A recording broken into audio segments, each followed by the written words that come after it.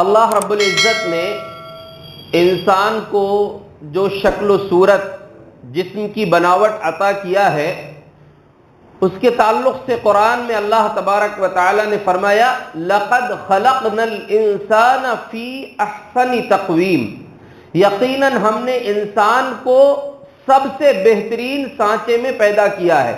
یعنی ایسا سانچہ اللہ نے انسان کا بنایا ہے کہ اس سے اچھا کچھ ہو ہی نہیں سکتا۔ دنیا کا کتنا ہی عقل مند انسان ہو، یہ نہیں کہہ سکتا کہ انسانی جسم کا یہ عضو، آنکھ، کان، ناک، ہاتھ، پیر، ایسا نہیں، ایسا یا یہاں نہیں، یہاں ہونا چاہیے تھا۔ یہ انسانی جسم سب سے بہترین سانچے میں اللہ نے بنایا ہے۔ اس پورے بہترین جسم میں ایک حصہ ایسا ہے جس کے بارے میں نبی صلی اللہ علیہ وسلم نے فرمایا کہ انسانی جسم میں گوشت کا ایک ٹکڑا ایسا ہے، ان صلحت صلح الجسد کلہ، اگر وہ صحیح رہے گا تو انسان کے پورے جسم کے اعضاء صحیح رہیں گے، اس کا استعمال صحیح ہوگا، اور اگر وہ حصہ خراب ہو جائے، اس میں خرابی رہے تو پورا جسم غلط استعمال ہوگا۔ الا وہی القلب، لوگوں یاد رکھو وہ دل ہے۔ دل انسان کے جسم کا مرکز ہے، جیسا دل ہوگا ویسے انسان کے جسم کے اعضاء کام کریں گے، اور اس دل کو صحیح رکھنے کے لیے دو چیزیں ضروری ہیں، اللہ کی محبت اور اللہ رب العالمین کا خوف۔ یہ کب ہوگا؟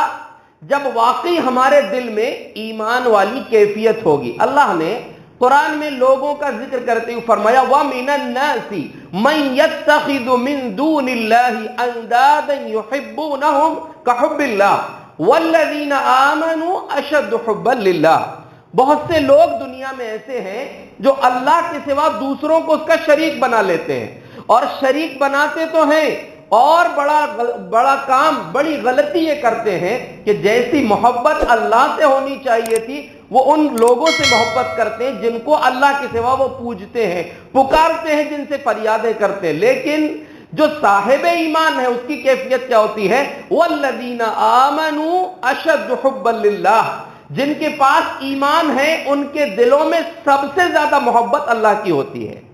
تو اگر صاحب ایمان ہے تو اس کے دل میں محبت اللہ کی ہونی چاہیے، اور دوسری طرف خوف جو ہے وہ اللہ رب العالمین کا سب سے زیادہ دل میں ہونا چاہیے۔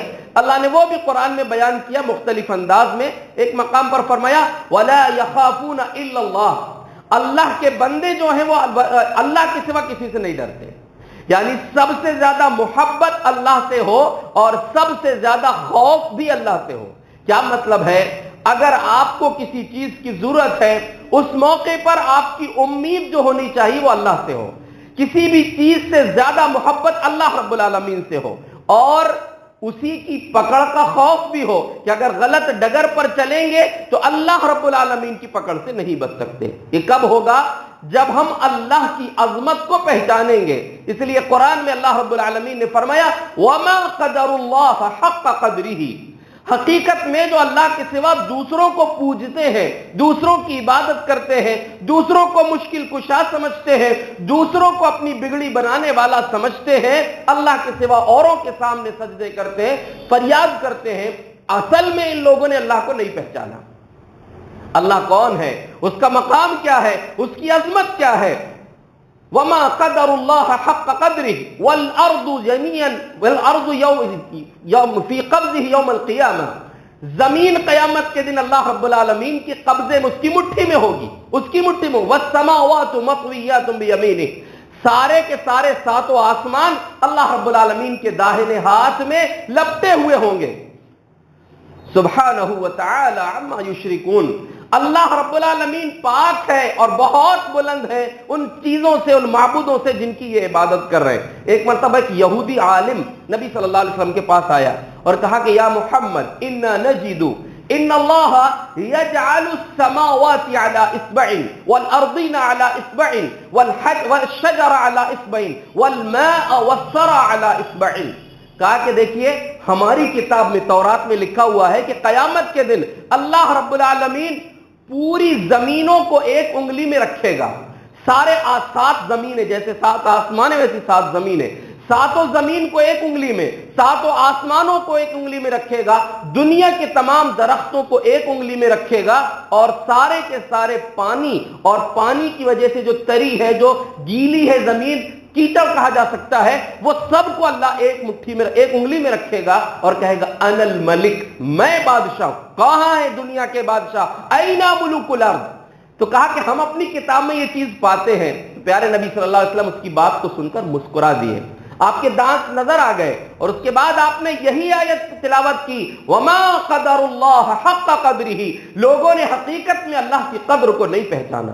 اس کو پہچان لیے ہوتے تو انسانوں کی زندگی صحیح ہو جاتی، توحید سے ہٹ کر شرک کے راستے پر نہ جاتے، صحیح زندگی، صحیح ڈگر پر اپنی زندگی کو گزارتے۔ اس لیے ضروری ہے اللہ کو پہچانیے۔ مفسرین نے کہا ہے من کان اعرف باللہ اخوف باللہ، جو شخص جتنا زیادہ اللہ کو پہچانے گا اتنا ہی زیادہ اس کے دل میں اللہ کا ڈر آئے گا۔ جو جتنا زیادہ اللہ کو پہچاننے کی کوشش کرے گا، اس کی قدرتوں کو دیکھ کر اس کی عظمت کو پہچان لے گا، اتنا ہی زیادہ اس کے دل میں اللہ رب العالمین کا ڈر آ جائے گا، اور جتنا خوف انسان کی زندگی میں آ جائے گا اتنا ہی زیادہ اس کی زندگی صحیح گزرے گی۔ لیکن اس کا یہ مطلب نہیں ہے کہ صرف ڈر ہی ڈر ہو، اس ذات سے امید بھی ہونی چاہیے۔ یہ دونوں پہلو انسان زندگی بھر یاد رکھے، اس لیے کہ قرآن میں اللہ رب العزت نے فرمایا نبئ عبادی انی انا الغفور الرحیم وان عذابی هو العذاب العلیم، اے نبی میرے بندوں کو بتا دو، یہ دونوں پہلو ان کو سکھا دو کہ میں بہت زیادہ بخشنے والا اور مہربان ہوں، لیکن اس پر نہیں رکنا، وَأَنَّ عَذَابِي هُوَ الْعَذَابُ الْعَلِيمُ، میرا عذاب بھی بڑا دردناک ہے۔ جیسے میں غفور الرحیم ہوں ویسے جبار و قہار بھی ہوں۔ لوگ کیا بولتے ہیں؟ غلطی کرے تو منع کیے تو اللہ معاف کرنے والا ہے، لیکن کبھی یہ بھی سوچیں کہ اللہ پکڑ کرنے والا، عزیز ذو انتقام، اللہ غلبے والا ہے اور بڑی سخت سزا دینے والا ہے، جبار ہے، قہار ہے۔ اس کو بھی تو یاد رکھو، ایک پہلو کو ہمیشہ یاد نہیں رکھنا کہ بس اللہ معاف کرنے والا، معاف کرنے والا ہے، کرے گا معاف، لیکن اس کی پکڑ کو بھی ہمیشہ یاد رکھنا ہے۔ دیکھیے ہم آپ کو اصل میں یہ پیغام دینا چاہتے ہیں کہ یہ دونوں پہلوؤں کو زندگی میں ہمیشہ یاد رکھیے، اور گناہوں سے بچنا ہے، اللہ رب العالمین کے بتائے ہوئے راستے پر چلنا ہے، تو ہمیشہ اللہ کا خوف اپنے دل میں رکھیں، امید رکھیں اس سے، امید رکھیں، لیکن اللہ کا خوف بھی دل میں رکھ۔ دیکھیے دنیا کا، انسانی تاریخ کا پہلا قتل جو ہوا تھا وہ حسد کی بنیاد پر ہوا تھا، اور پہلی مرتبہ قتل سے جو بچا تھا، قتل کرنے کی سوچ سے جو بچا تھا، وہ اللہ کی خوف کی بنیاد پر بچا تھا۔ کیا مطلب؟ آپ نے واقعہ سنا ہے آدم علیہ السلام کے دو بیٹوں کا واقعہ، حابیل اور قابیل کا۔ ان کا واقعہ تفسیر میں موجود ہے کہ کسی بنیاد پر ایک ہی چیز پر دونوں کا دعویٰ تھا کہ یہ چیز مجھے چاہیے، اس کو بھی چاہیے، دونوں کو چاہیے، چیز ایک ہی ہے، کیا کریں گے؟ اللہ کی طرف سے حکم ہوا، آدم علیہ السلام نے حکم دیا کہ دونوں اپنی اپنی قربانی پیش کرو، جس کی قربانی قبول ہو جائے گی یہ چیز اس کو مل جائے گی۔ فَتُقُبِّلَ مِنْ أَحَدِهِمَا، ایک کی قربانی قبول ہو گئی اور دوسرے کی قربانی قبول نہیں ہوئی، تو جس کی قبول ہو گئی اس نے سامنے والے سے کہا انما يتقبل الله من المتقین، دیکھو اللہ قربانی اس کی قبول کرتا ہے جس کے دل میں اخلاص ہوتا ہے، تقوی والے کی قربانی قبول کر۔ تو وہ جو تھا جس کی قربانی قبول نہیں ہوئی، حسد میں آ گیا کہ یہ چیز اس کو ملی مجھ کو نہیں ملی، تو کہا کہ لأقتلنک، تجھے قتل کر دوں گا میں۔ تو دوسرے نے کیا جواب دیا؟ تو وہ بھی بھائی ہے اس کا، لیکن اس نے کہا کہ ما انا بباسط یدی، میں اپنا ہاتھ نہیں اٹھاؤں گا، میں اپنا ہاتھ نہیں اٹھاؤں گا تجھے مارنے کے لیے، کیونکہ انی اخاف اللہ رب العالمین، مجھے اللہ رب العالمین کا ڈر ہے، تجھے تو مار دوں گا لیکن اللہ کیا جواب دوں گا، اس لیے میں تجھ سے لڑنے، لئن بسطت الی یدک لتقتلنی، اگر تو ہاتھ اٹھا کر مجھے قتل بھی کر دے گا، ما انا بباسط یدی لاقتلک، تجھے مارنے کے لیے میں ہاتھ بھی نہیں اٹھاؤں گا۔ دیکھیے ایک بات یاد رکھیں، نبی صلی اللہ علیہ وسلم کا فرمان ہے، دو مسلمان اگر تلوار لے کر نکلے ایک دوسرے کو مارنے کے لیے، فالقاتل والمقتول کلاہما فی النار، دونوں جہنم میں جائیں گے، مارنے والا بھی اور جس کا مرڈر ہو چکا، مر چکا، وہ بھی جہنم میں۔ صحابہ نے پوچھا اللہ کے رسول یہ تو مرا ہے، تو یہ مارنے والے کا تو سمجھ میں آتا ہے کہ جہنم میں، اب مرنے والا کیوں جائے گا؟ صاحب نے فرمایا انہ کان حریص علی قتل صاحبہ، وہ بھی تو کوشش میں تھا کہ اس کو مار دوں گا، چانس اس کو نہیں ملا۔ یہ غالب آ گیا اس لیے اس نے مار کھا لیا، یہ غالب آ گیا تو یہ جیت گیا، ورنہ اس کو موقع ملتا تو یہ مار دیتا۔ تو بتانا مقصود یہ ہے کہ پہلا قتل حسد کی بنیاد پر ہوا، اور پہلی مرتبہ جو قتل کرنے سے بچا ہے، بڑے جرم سے بچا ہے، وہ اللہ کے خوف کی بنیاد پر بچا۔ انی اخاف اللہ، میں تجھ کو نہیں مار سکتا کیونکہ میں اللہ رب العالمین سے ڈرتا ہوں۔ اس سے معلوم ہوا کہ بڑے بڑے گناہ سے انسان اللہ کے خوف کی وجہ سے بچ سکتا ہے۔ اور ایک بات یاد رکھیے، سب سے زیادہ مستحق ہیں دنیا میں کہ وہ علماء جن کو اللہ نے توفیق دیا ہے کہ وہ لوگوں کو نصیحت کرتے ہیں، لوگوں کو کتاب و سنت کی تعلیم دیتے ہیں، ان کی پہلی ذمہ داری ہے کہ وہ اپنے دل میں خشیت پیدا کریں، خوف پیدا کریں۔ اور اگر خوف پیدا کریں گے تو ایک تو ان کی خود کی زندگی سنور جائے گی، دوسرا ان کی زبان پر تاثیر آئے گی۔ اللہ مجھ سمیت تمام وہ لوگ جن کو اللہ نے موقع دیا ہے، ہم کو توفیق دے کہ ہم تیرا خوف بھی اپنے دل میں رکھیں، تیری خشیت ہمارے دل میں ہو جائے، تاکہ ہماری زندگی بھی سدھر جائے اور ہماری زبان سے نکلنے والی نصیحت بھی اثر انداز ہو۔ اور آپ کی بھی ذمہ داری ہے کہ آپ کا دل بھی صحیح ہو، آپ کے دل میں بھی خشیت ہو اللہ کی۔ اور دیکھیے خشیت بولتے ہی اس خوف کو ہے، اس ڈر کو ہے جس ڈر میں محبت ہوتی ہے۔ اللہ سے ہم ڈرتے ہیں، اس کا یہ مطلب نہیں ہے کہ وہ بالکل سخت ہے، اللہ کے طرف پاس رحم نام کی چیز نہیں، ایسا نہیں ہے۔ اللہ سے پکڑ، اس کی پکڑ کا خوف بھی ہے اور اس کی رحمت کی امید بھی ہے۔ تو اللہ نے قرآن میں فرمایا انما یخشی اللہ من عبادہ العلماء، اللہ کے بندوں میں سب سے زیادہ اللہ کی خشیت، اس کا خوف رکھنے والے، اس کے علم والے بندے ہیں۔ علماء کی ذمہ داری ہے کہ واقعی اپنے آپ کو، اپنے دل کو چیک کریں کہ ہمارے دل میں اللہ کا خوف ہے کہ نہیں، ورنہ دوسروں کو نصیحت اور خود کو فضیلت، ایسا نہیں ہونا چاہیے۔ یہ ہر عالم کی ذمہ داری ہے جس کو اللہ نے یہ منبر عطا کیا ہے۔ تو ہماری پہلی ذمہ داری ہے کہ ہم اپنے دل کی اصلاح کر لیں۔ اچھا، اب جب عالم کے اندر خشیت ہو تو اس کی زبان سے صحیح بات نکلے گی، اور پھر جو عوام ہے ان کی بھی ذمہ داری ہے کہ دل کو اللہ کے خوف سے بھی اور اللہ کی امید سے بھی بھرے ہوئے رکھیں۔ پیارے نبی صلی اللہ علیہ وسلم کو اللہ نے قرآن میں بڑی پیاری بات کہی ہے، انما تنذر من اتبع الذکر وخشی الرحمن بالغیب۔ کیا بات ہے یہ؟ سورہ یاسین کی آیت ہے یہ۔ اللہ نے فرمایا کہ اے نبی آپ ان لوگوں کو ڈرائیے، من خشی الرحمن بالغیب، جو دیکھے بغیر اپنے رب کو، اس سے ڈرتے ہیں، ان کو ڈرائیے۔ کیا مطلب ہے اس کا؟ کہ واقعی نصیحت ان پر اثر انداز ہوگی جن کے دل نصیحت قبول کرنے والے ہیں، ورنہ بنجر زمین کی طرح جن کے دل ہیں، روزانہ سن رہے ہیں، ہر جمعہ سن رہے ہیں، سب کچھ سن رہے ہیں، لیکن وہی رفتار بے ڈھنگی جو پہلے تھی سو اب بھی ہے۔ وہ وجہ کیا ہے کہ دل ہمارے سچے نہیں ہیں، دل ہمارے بنجر ہو گئے ہیں۔ اس لیے بولنے والے کا دل بھی صحیح ہونا، سننے والوں کا دل بھی صحیح ہونا، اور دل صحیح ہوگا تو انشاءاللہ نصیحت ہماری زندگی پر عمل کرے گی۔ ہماری زندگی پر اثر کیوں نہیں ہوتا خطبات کا، دروس کا اثر کیوں نہیں ہوتا، پروگرام کا اثر کیوں نہیں ہوتا؟ ایسا نہیں ہے کہ عالم بات جو ہے صحیح نہیں بتا رہے ہیں، اصل مسئلہ ہے اپنے دل کو ٹٹولیے۔ پیارے نبی صلی اللہ علیہ وسلم نے مثال دے کر فرمایا کہ مجھے جو نصیحت اور جو پیغام دے کر بھیجا گیا اس کی مثال بارش کی طرح ہے۔ بارش جب نازل ہوتی ہے تو بارش سب جگہ ہوتی ہے، لیکن جو زرخیز زمین ہوتی ہے وہاں پر سب کچھ اگتا ہے، وہی بارش کسی پتھریلی جگہ میں، چٹان میں ہوتی ہے تو وہاں کچھ نہیں اگتا۔ ایسے ہی انسانوں کے دلوں کی کیفیت ہے کہ جن کے دل زرخیز ہوتے ہیں ان کو بات سمجھ میں بھی آتی ہے اور وہ عمل کرنے کا جذبہ بھی رکھتے ہیں۔ اگر ہمارے اندر سننے کے بعد بھی سدھرنے کی کیفیت نہیں بن رہی ہے تو ہمیں اپنے دلوں کو دیکھنا چاہیے کہ ہمارے دل کہاں ہیں۔ تو اللہ کی خشیت، اللہ کا خوف اپنے دل میں رکھیے۔ دیکھیے، اور خاص طور سے جیسا کہ میں نے کہا کہ عالم کو خشیت رکھنا چاہیے، عوام کے لیے بھی ذمہ داری ہے، لیکن عوام میں سے بھی، اور اگر وہ عالم ہے یا عوام میں سے اس کو اللہ نے خاص موقع دیا ہے، خاص مقام دیا ہے، بڑا بنایا ہے، اس کو چاہیے کہ اپنے دل میں اللہ کا خوف رکھے۔ جس بڑے آدمی کے دل میں اللہ کا خوف ہوگا، جس ذمہ دار کے دل میں اللہ کا خوف ہوگا، تو وہ اللہ سے ڈرتے ہوئے فیصلے بھی صحیح کرے گا اور لوگوں کی رہنمائی بھی صحیح کرے گا۔ موسیٰ علیہ السلام کی جو قوم تھی بنی اسرائیل، وہ مصر میں آباد تھی۔ یہ اصل میں یعقوب علیہ السلام کی نسل کے لوگ ہیں۔ یہ اسرائیل یعقوب علیہ السلام کا نام ہے اور انہی کی اولاد کو بنی اسرائیل کہتے ہیں۔ تو یہ پہلے رہتے تھے بیت المقدس کے پاس، فلسطین کے علاقے میں رہتے تھے۔ بعد میں یوسف علیہ السلام کے زمانے میں مصر چلے گئے، وہاں سے دوبارہ اللہ نے ان کو ادھر آنے کا حکم دیا۔ تو اس وقت بیت المقدس میں جو قوم آباد تھی وہ عمالقہ، بڑی مضبوط ترین قوم تھی، بڑے طاقتور لوگ تھے. تو اللہ نے کہا ان سے مقابلہ کر کے ان کو وہاں سے کھدیڑو پہلے, اس کے بعد تم اندر جانا. اب موسیٰ علیہ السلام کی پوری قوم ہے, لیکن بولنے کہ نہیں, ہم نہیں جاتے, ہمارے بس کی بات نہیں کہ ان سے مقابلہ کر لیں. اللہ کا حکم آ رہا ہے تم آگے تو بڑھو, طاقت میں دوں گا, ہمت میں دوں گا, بس تمہیں آگے بڑھنا ہے. کہا نہیں تم ہی لڑو, ہم کو نہیں جانا ہے. تم جیت جاؤ گے موسیٰ, اس کے بعد ہم آ جائیں گے تمہارے ساتھ. تو دیکھیے اللہ نے قرآن میں ایک بات کہا, قال رجلان يخافون انعم اللہ علیہما. ان ساری پوری قوم کے لوگوں میں سے دو لوگوں نے کہا جن کو اللہ کا خوف تھا, جن کو اللہ سے امید تھی کہ اصل طاقت تو اللہ کی ہے.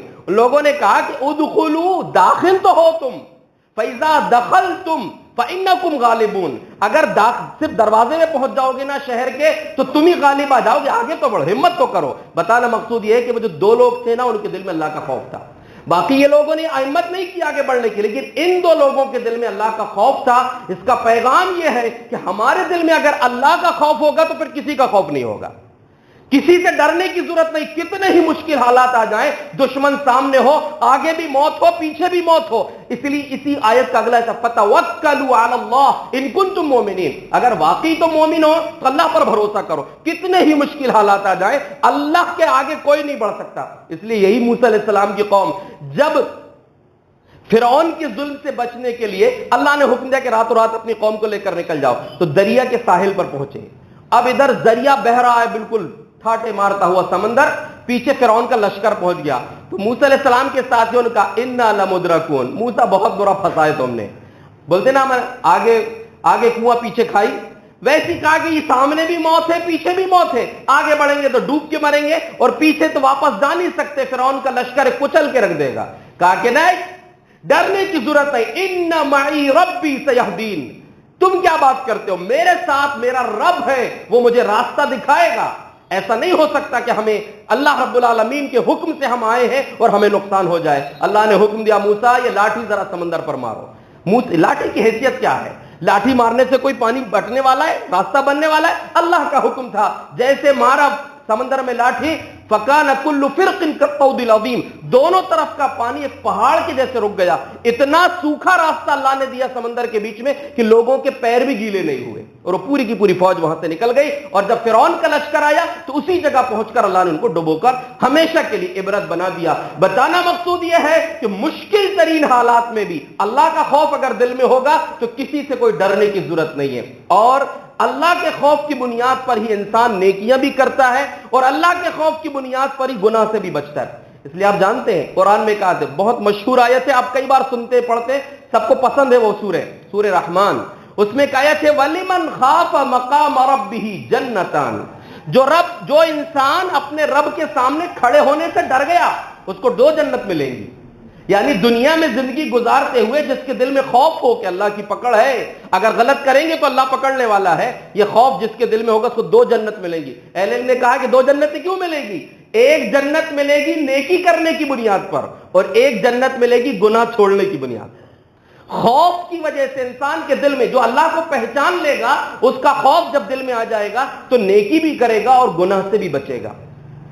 ایک بڑے اچھے بندے کی اللہ نے تعریف کیا ہے, اور نبی صلی اللہ علیہ وسلم نے اس کے بارے میں فرمایا, آپ کا فرمان ہے یعجب ربنا براعی غنم یرعى غنمه بشذ بجبل یؤذن للصلاة ویصلی. اللہ رب العالمین اس غریب بندے کو بڑا پسند کرتا ہے.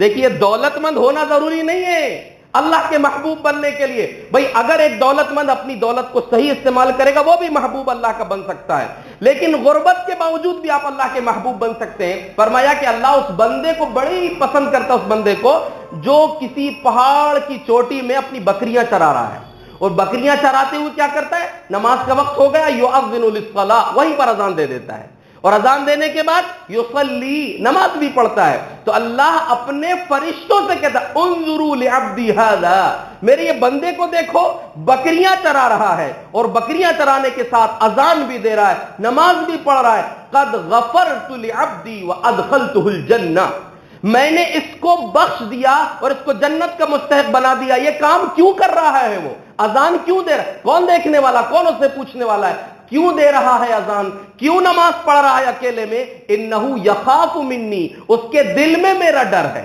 وہ میرے خوف کی بنیاد پر نماز پڑھ رہا ہے، کوئی پوچھنے والا نہیں ہے۔ یہ اگر آپ کے اور ہمارے دل میں یہ خوف آ جائے تو ہم دنیا کے کسی علاقے میں ہو، گھر والے دیکھے نہ دیکھے، نماز ہم سے نہیں چھوٹے گی۔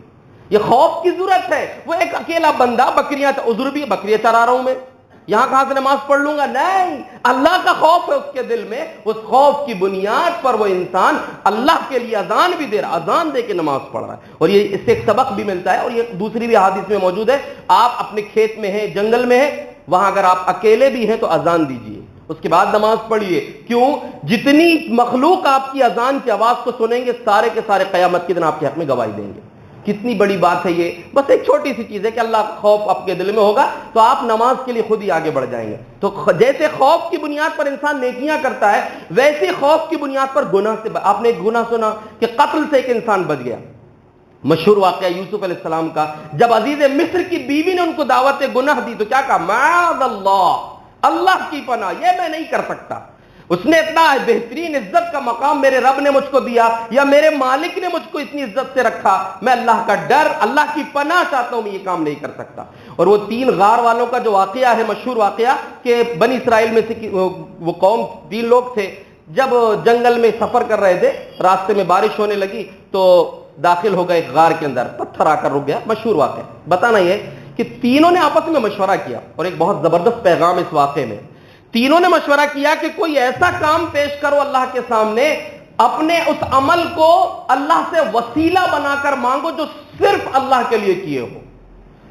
سوچو، ہم میں سے ہر آدمی اپنے گریبان میں جھانک کر دیکھے کہ اگر کبھی کسی مصیبت میں پھنس جائیں تو میرے پاس، آپ کے پاس کوئی ایسا بالکل اخلاص والا عمل موجود ہے کہ اللہ کو بول سکے کہ اللہ یہ صرف تجھے خوش کرنے کے لیے کام کیے تھے؟ یہاں تو نیکی کر واٹس ایپ میں ڈال، نیکی کر سوشل میڈیا میں ڈالنے والا کام ہے، سوائے دکھاوا لوگوں کے اندر بہت سارے کام دکھاوے کے لیے لوگ کرتے ہیں۔ لیکن کبھی سوچے، اپنے آپ سے پوچھے کہ میرے پاس ایک عمل بھی ایسا ہے کہ کسی مصیبت میں پھنسنے پر اللہ سے کہہ سکوں کہ اللہ یہ کام میں نے صرف تیرے لیے کیا تھا؟ وہ تینوں نے مشورہ کیا کہ کوئی کام اگر اخلاص سے کیے ہو تو پیش کرو، اللہ سے مانگو۔ تینوں نے اپنا ایک عمل بیان کیا، اس میں سے ایک عمل کیا تھا؟ اس نے کہا کہ اللہ تو جانتا ہے کہ ایک لڑکی سے انتہائی شدید محبت تھی اور اس کو میں حاصل کرنا چاہتا تھا، لیکن وہ میرے بس میں نہیں آتی تھی۔ ایک دن وہ مجبور ہو گئی۔ دیکھیے، لوگ مجبوری کا فائدہ اٹھاتے ہیں۔ لوگ بولتے ہیں اگر کوئی اٹکی والا ہوگا تو بتانا موبائل لینا ہے، گاڑی لینا ہے، اٹکی، کسی کی ضرورت مت خریدیے، اپنی ضرورت کی چیز خریدیے، لیکن کسی کی مجبوری مت خریدیے، اور کسی کو مجبور کر کے گناہ پر اس کو مجبور مت کیجیے۔ اس نے کہا کہ اللہ تو جانتا ہے، جب وہ مجبور ہو گئی، اس کو پیسے کی ضرورت تھی، کہیں نہیں ملا، میرے پاس آئی اور آ کر مطالبہ کیا کہ مجھے 100 دینار کی ضرورت ہے۔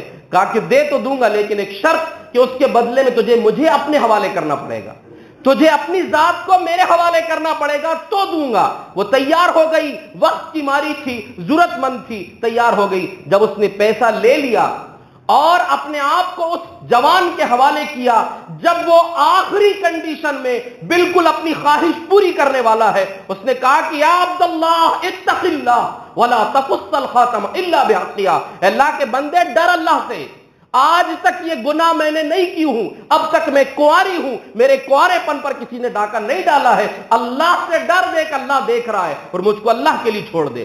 کہتا ہے اللہ تو جانتا ہے کہ تیرا خوف اس لمحے میرے دل میں آیا تھا اور میں نے اس کو چھوڑ کر وہ پیسہ بھی اس سے نہیں لیا تھا اور اس کو چھوڑ دیا تھا، اور تیری خاطر میں اپنے آپ کو اس گناہ سے روک لیا تھا۔ اے اللہ، یہ کام اگر میں نے تجھے خوش کرنے کے لیے کیا ہے تو اس مصیبت سے ہم کو نکال دے۔ اللہ نے نکال دیا۔ بتانا مقصود یہ ہے کہ دل میں اگر خوف ہوگا تو انسان گناہ کے سامنے جا کر بھی وہاں سے وہ پاکیزہ بن کر بے عیب رہ کر واپس آ سکتا ہے، اور انسان کے دل میں اللہ کا خوف ہوگا تو انسان نیکیاں کرے گا، اللہ کے لیے اپنا مال لٹائے گا، اللہ کی خاطر لوگوں سے اپنی رشتہ داریاں جوڑ کر رکھے گا، اسے کسی سے مطلب نہیں، کسی کو خوش کرنا مقصد۔ اس لیے دیکھیے قرآن میں ایک بات اللہ نے کہا، یطعمون الطعام علی حبہ مسکینا ویتیما واسیرا، اور وہ لوگ جو اللہ کے نیک بندے ہیں غریبوں کو مسکینوں کو کھانا کھلاتے ہیں، اور کیا بولتے ہیں؟ انما نطعمکم لوجہ اللہ لا نريد منکم جزاء ولا شکورا انا نخاف من ربنا، کہ دیکھو ہم تم کو کھلا رہے ہیں، تم پر احسان کرنے کے لیے نہیں کھلا رہے ہیں، تم سے بدلہ بھی نہیں چاہیے، شکریہ بھی نہیں چاہیے، ہم تو اپنے رب سے ڈرتے ہیں اس لیے تم کو کھلا رہے ہیں۔ انسان کے دل میں ڈر ہوتا ہے نا تو نیکیاں کرتا ہے. اللہ کے نبی صلی اللہ علیہ وسلم پر ایک قرآن کی آیات نازل ہوئی, ان میں سے ایک آیت یہ تھی کہ وَيُؤْتُونَ مَا آتَوْا وَقُلُوبُهُمْ وَجِلَةٌ, اللہ کے نیک بندے وہ ہیں کہ جب وہ کسی کی مدد کرتے ہیں پیسے سے تو سینہ چوڑا نہیں کرتے, احسان نہیں جتاتے, اچھا بھول گئے فلاں وقت میں ہم تمہارے کام آئے تھے. نہیں, اللہ کی راہ میں کسی کی مدد کر رہے ہیں, پیسہ دے رہے ہیں کسی کو, اور مدد کرتے ہوئے کیا بولتے ہیں, ان کے دل کانپتے رہتے ہیں, ڈر رہے ہیں, وہ دے رہے ہیں خود لیکن دل ڈر رہا ہے ان کا. تو ام المومنین عائشہ صدیقہ رضی اللہ عنہا نے پوچھا, اللہ کے رسول اہم الذین یسرقون ویشربون الخمر, کیا یہ وہ لوگ ہیں جو پیسہ تو خرچ کر رہے ہیں لیکن چوری کر کے لا رہے ہیں پیسہ, شراب پیتے ہیں, ایسا ہے کیا ان کا مسئلہ؟ آپ نے فرمایا لا یا بنت الصدیق, اے صدیق کی بیٹی ایسا مسئلہ نہیں ہے, ہم یصلون ویصومون ویتصدقون ویخافون الا یقبل منہم. اے صدیق کی بیٹی مسئلہ یہ نہیں ہے, یہ نمازی لوگ ہیں, روزے دار لوگ ہیں, صدقہ کرنے والے لوگ ہیں, مسئلہ یہ ہے کہ ان کو ڈر لگتا ہے کہ کہیں ہمارے عمل ریجیکٹ نہ ہو جائیں, ہمارے عمل قبول ہونے سے رک جائیں, ایسا نہ ہو جائے, یہ ڈر ان کے دل کو ستاتا ہے. اس لیے یاد رکھیے, اللہ کے دل میں اگر خوف ہوگا تو انسان نیکیاں بھی کرے گا, اور اللہ کے دل میں انسان کے خوف ہوگا تو اللہ کے لیے وہ گناہوں سے بچے گا بھی. اس لیے انتہائی ضروری ہے کہ اس دل میں اللہ کی محبت بھی ہو اور اللہ رب العالمین کا خوف بھی ہو. اور دیکھیں, اگر ہمارا تعلق اللہ سے مضبوط ہو گیا نا, مشکل ترین حالات میں ناممکن کام کو اللہ ممکن بنا دیتا ہے. عورتوں کے لیے بڑا زبردست سبق ہے, ایک واقعہ صحیح بخاری کے 2 واقعات ہیں. ایک واقعہ ہے کہ ام المومنین عائشہ صدیقہ رضی اللہ عنہا فرماتی ہیں کہ ایک عورت تھی, کالی کلوٹی, کسی دور دراز علاقے کی تھی, اور امام بخاری رحمۃ اللہ نے اس واقعے کو پیش کر کے کہا ہے کہ عورت مسجد میں ضرورت کے اعتبار سے وقوف کر سکتی, قیام کر سکتی ہے. اس عورت کا خیمہ مسجد میں لگایا گیا تھا, مدینے میں اس کا کوئی نہیں تھا, وہ دور سے آئی تھی تو مسجد میں اس کا خیمہ لگایا گیا تھا, لیکن اکثر وہ ام المومنین عائشہ صدیقہ رضی اللہ عنہا کے پاس آ کر بیٹھتی تھی اور بہت ساری باتیں کرتی, اور بات ہر مرتبہ جب بھی آتی تو ایک شعر پڑھتی تھی, وَيَوْمُ الْوِشَاحِ مِنْ أَعَاجِيبِ رَبِّنَا أَلَا إِنَّهُ مِنْ بَلْدَةِ الْكُفْرِ أَنْجَانِي. وہ ہار والا دن, ہار پہننے کا ہار جو رہتا ہے عورتوں کا, کہا کہ وہ ہار والا دن میرے رب کی عجیب قدرتوں میں سے ایک قدرت ہے, اس نے مجھے کفر سے نجات عطا فرما دیا.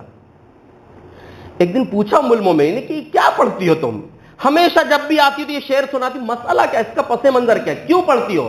کہا کہ دیکھیے, میں عرب کے کسی قبیلے کی غلام تھی, لونڈی تھی وہاں پر, ان لوگوں نے مجھ کو آزاد کر دیا, آزاد کرنے کے بعد بھی میں وہیں رہ رہی تھی. ایک دن حادثہ پیش آیا کہ ان کی ایک نئی نویلی دلہن تھی جس نے کمر میں ایک پٹا, ایک ہار پہنا ہوا تھا جو لال رنگ کے موتیوں کا تھا وہ ہار, تو وہ گھر سے باہر نکلی تو کہیں گر گیا اس کا ہار. وہ ہار کا گرنا اور چیل اوپر سے گزر رہی تھی, تو چیل نے دیکھی کہ کوئی لال تھی, اس نے سمجھی کہ گوشت ہے, گوشت سمجھ کر وہ ہار کو اٹھا کر اس نے لے کے چلے گئی چیل نے. اب یہ قبیلے کے لوگ کہنے لگے کہ کس نے چوری کیا, آخر اکثر ہوتا ہے نا کہ کسی کمزور کے اوپر تھوپ دیا جاتا ہے, تو نہیں چوری کی ہے, بیچاری پر الزام لگا دیے اس لونڈی پر. اب مجبور بول رہی میں نے نہیں کی, میں نے چوری نہیں کیا, مجھ پر کیوں, مارنا شروع کر دیے, مارے اس کو, کہتی ہے اتنا ستائے مجھ کو اتنا فتحمونی, مجھ پر الزام لگا دیا, اور جب تلاشی لیا تو مجھے ننگا کر کے میری شرمگاہ کا تو ان لوگوں نے تلاشی لے لی, اس قدر میرے ساتھ بے ادبی اور بے عزتی کیے. ابھی معاملہ چل ہی رہا تھا, کہتی ہے میرے دل میں آیا, صحیح بخاری میں الفاظ نہیں, دوسری حدیث میں ہے کہ دل ہی دل میں اللہ سے فریاد کی کہ اللہ تو جانتا ہے کہ میں بے گناہ ہوں, یہ میرے اوپر الزام لگا رہے ہیں. ابھی ادھر فریاد دل سے نکلی تھی, زبان پر بھی نہیں آئی تھی, دل میں فریاد آئی, کیا دیکھتی کہ وہی چیل واپس آئی اور انہی لوگوں کے بیچ میں وہ ہار کو گرا دیا لا. یہ صحیح بخاری کا الفاظ ہے کہ وہی لا کر گرائی اس نے. چیل تھی کہیں بھی چھوڑ دیتی, جہاں لے گئی تھی کھانے کے لیے, جہاں رکھی ہوگی نا کھانے کے لیے وہیں چھوڑ دیتی, اڑ جاتی کہ میرے کام کی چیز نہیں ہے. لیکن یہ اللہ سے اگر آپ کا تعلق سچا ہو تو اللہ کیسے کام بناتا ہے. اس نے چیل نے لا کر وہیں پر لا کر ڈالی اور کہا کہ دیکھو یہی چیز ہے جو تم میرے اوپر الزام لگا رہے تھے, یہ تو چیل نے لے کر گئی تھی. لیکن اب دل ٹوٹ گیا کہ اب ان لوگوں کے ساتھ میں ہی رہنا ہے. وہ تلاش کرنے لگی کہ کوئی قافلہ مل جائے گا تو کہیں اور چلے جاؤں گی. اللہ کا کرنا کہ اللہ سے اس کا تعلق مضبوط تھا, اللہ نے اس کے لیے بہترین انتظام کیا. صحابہ اکرام کا لشکر وہاں سے گزر رہا تھا, تسبیح اور تکبیر کی آوازیں آئی تو اس نے پوچھا کہ آپ لوگ کہاں رہتے ہو؟ فلاں جگہ، مجھے رکھ لو گے کیا؟ ٹھیک ہے چلو، لا کر مدینہ چھوڑ دیے، نبی صلی اللہ علیہ وسلم کے پاس آئیں، فاسلمت، صحیح بخاری کے الفاظ ہیں، انہوں نے اسلام قبول کر لیا اور مدینے کی مسجد میں، مسجد نبوی میں ان کا خیمہ لگا دیا گیا۔ بتانا مقصود یہ ہے کہ ہمارا تعلق محبت اور خوف کے ذریعے اللہ سے جب زیادہ ہو جائے گا تو ہمارے کتنے ہی مشکل ترین حالات ہو، اللہ ہماری مدد ضرور کرے گا۔ کہاں پڑی تھی چیل کو؟ جہاں چھوڑی تھی وہیں چھوڑ دیتی لے جا کر، لا کر وہاں ڈالنے کی کیا ضرورت؟ یہ اللہ نے بھیجا تھا اس کو کہ میری وہ بندی اپنے دل کی فریاد مجھ تک اس نے پہنچائی ہے، وہ مظلوم ہے، گرچہ ابھی دیکھیے وہ اسلام میں نہیں آئی تھی، لیکن مظلوم کی اللہ رب العالمین اس کی آہ کو ضرور قبول کرتے، صرف کسی پر ظلم نہیں کرنا۔ پیارے نبی صلی اللہ علیہ وسلم کا فرمان ہے اتقی دعوت المظلوم فإنه ليست بينه وبين الله حجاب، مظلوم کی بد دعا سے بچنا، اس لیے مظلوم کی بد دعا اور اللہ کے بیچ میں کوئی فاصلہ، کوئی پردہ نہیں ہوتا۔ آخری بات یہ ہے کہ اگر ہمارے دل میں اللہ کا خوف ہو، اللہ سے امید ہو، تو ہمارے لین دین بھی ہمارے صحیح رہیں گے، ہمارے معاملات بھی صحیح رہیں گے، اور ہم حرام سے بچ جائیں گے، کسی کو دھوکہ دینے سے، کسی کو ڈبانے سے بچ جائیں گے۔ آخری بات یہ ہے، صحیح بخاری میں ایک اور واقعہ ہے، بنی اسرائیل میں دو لوگ تھے، ایک نے دوسرے سے کہا کہ مجھے 1000 دینار قرض چاہیے، تو اس نے کہا کہ آتینی وکیلن، کوئی وکیل لاؤ، یعنی کوئی اگر تم نہیں دیے تو کوئی ذمہ دار لے کر آؤ کہ وہ دے گا تمہارے بدلے میں۔ کہا کہ کفا باللہ وکیلا، اللہ میرے لیے وکیل کافی، اللہ مدد کرے گا، اللہ انتظام کر دے گا۔ کہا ٹھیک ہے، منظور ہے۔ کہا کہ کوئی گواہ لے کر آؤ، کہا اللہ گواہ ہے میرے لیے۔ تو وہ بھی بیچارہ اللہ کا بندہ، وہ بھی تیار ہو گیا، ٹھیک ہے 1000 دینار دے دیا۔ یہ 1000 دینار لے کر سمندری سفر میں نکل گئی، یہ بھی صحیح بخاری کا واقعہ ہے۔ اور دیکھیے یہ واقعات ایسے ہیں کہ اگر صحیح بخاری کا حوالہ نہ ہو تو انسان کو جلدی یقین بھی نہ آئے۔ صحیح بخاری میں یہ واقعہ بھی موجود ہے، وہ سفر میں نکل گیا، سفر میں ہی وہ ڈیٹ پوری ہو گئی، جس نے دن 1 مہینہ 2 مہینہ جو بھی مانگا ہو مہلت، وہ وقت پورا ہو گیا، تو اس نے سمندر کے ساحل پر پہنچا، کشتی دیکھا کہ مل جائے گی، اس پار جانا ہے، کوئی کشتی میں لے گی تو جا کر اپنے بھائی کا قرض ادا کروں گا، اور ادھر یہ بھائی بھی اپنا قرض لینے کے لیے کہ آج آخری دن ہے قرض کا، آج اس سے مجھے قرض لینا ہے، وہ سفر میں گیا ہوا ہے، وہ آئے گا اس سے قرض لوں گا۔ اس نے اس کنارے پر دیکھا کوئی کشتی مل جائے، نہیں ملی، شام ہو گئی، شام کو اس نے کیا کیا، ایک لکڑی اٹھایا، لکڑی کو چیرا، اس میں پیسے رکھا اور خط اس کا نام لکھ دیا جس کو قرض دینا تھا، اور اللہ سے کہا کہ اللہ تو جانتا ہے، تجھے گواہ بنا کر میں نے قرض لیا تھا، اب میرا کام اس سمندر کے حوالے کرنا ہے، پہنچانا تیرا کام ہے۔ اس نے وہ لکڑی کو چھوڑ دیا سمندر میں۔ دوسرے ساحل پر اس کا بھائی کھڑا ہے جس کو قرض واپس لینا، دونوں ایک دوسرے کو نہیں دیکھ رہے ہیں، یہ شام تک انتظار کیا کہ شاید اب آ جائے گا، لیکن جب نہیں دکھا تو جاتے جاتے اس نے سوچا ایک ساحل پر لکڑی آ کر لگ گئی ہے، کچھ نہیں تو یہ لکڑی لے کر چلے جاتا ہوں، جا کے کم از کم جلانے کے کام آ جائے گی۔ گھر جا کر اس کو کھولا، جب کلاڑی مار کر چیرا، کیا دیکھتا اندر پیسے 1000 دینار رکھے ہیں اور اس کے نام کا خط لکھا ہوا رکھا ہے کہ میرے بھائی کشتی دیکھا نہیں ملی، اب یہ لکڑی کے حوالے کر رہا ہوں، یہ تجھے مل جائے گا انشاءاللہ۔ کچھ دن اس کو لیکن اطمینان نہیں تھا، سمندر کے حوالے کیا، اور آگے بولے گا تو کون ماننے والا ہے کہ میں نے تیرے پاس بھیجا تھا، نہیں ملی کوئی لکڑی وکڑی۔ اس نے پھر سے 1000 دینار جمع کیا، اور جب واپس اپنے وطن آیا تو اس کے گھر پہنچا، کہا کہ دیکھو یہ تمہارے 1000 روپے قرض۔ کہا اس سے پہلے تم نے میرے نام بھیجے تھے کیا؟ کہا کہ نہیں، میں نے تو کوئی قرض نہیں بھیجا تمہارے پاس۔ کہا کہ نہیں میرے بھائی، تو نے جو اللہ پر بھروسہ کر کے جو بھیجا تھا وہ رقم مجھ تک پہنچ چکی ہے، یہ اپنی رقم تو اپنے پاس رکھ۔ یہ ہے اللہ پر بھروسہ، اللہ سے تعلق، اللہ سے رابطہ اور ایمانداری۔ بولتا تھا ہاں اللہ 1000 روپے لینے کے اور تو نے لیٹ کر دیا، نہیں، اس کو بھی اللہ پر یقین تھا، اس کا بھی تعلق اللہ سے تھا۔ اس لیے ضروری ہے اللہ سے ہمارا تعلق بہترین ہو، اللہ سے امید بھی ہو، اللہ سے خوف بھی ہو۔ یہ دونوں چیزیں اگر ہماری زندگی میں آ جائیں گی تو کوئی نیکی بھی نہیں چھوٹے گی، اور کسی گناہ سے ہم رابطہ نہیں رکھیں گے بلکہ گناہ سے بھی بچ جائیں گے۔ اللہ سے دعا ہے سب سے پہلے مجھے اور آپ تمام کو اس کی توفیق عطا فرمائے کہ ہم اپنی زندگی کو خوف اور امید کے درمیانی معاملے کے ساتھ اللہ سے رابطہ رکھ کر اپنی زندگی کو گزاریں، اور اسی پر اللہ ہم سب کو خاتمہ بھی نصیب فرمائے۔ اللہ رب العالمین ہمیں اسی امید کے ساتھ زندہ رکھے۔